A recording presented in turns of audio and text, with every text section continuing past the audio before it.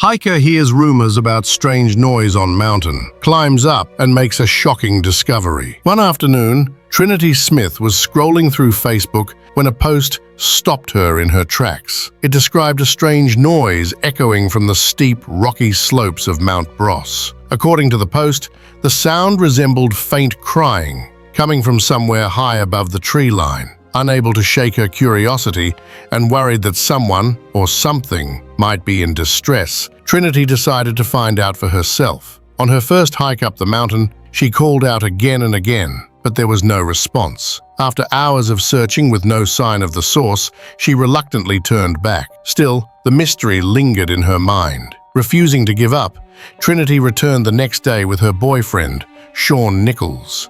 Early that morning, the pair set off once more, determined to uncover the truth. They climbed for hours, calling out into the wind, but just as they began to lose hope, they heard it. A faint, sorrowful whimper coming from below. The sound was weak, but it was enough to guide them. Following the cries, they finally reached the source. There, trembling and skeletal, was a dog stranded on a narrow ledge. The poor animal was emaciated and exhausted, clinging to life. It turned out to be Chloe, a 13-year-old dog who had vanished 6 weeks earlier. Her owners explained that she'd run off with a younger dog.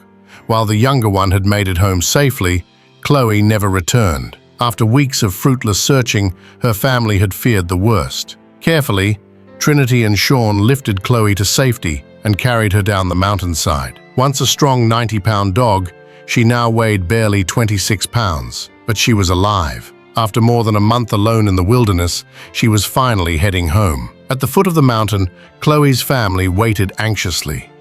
When they saw her, tears of relief flowed as they embraced their beloved pet.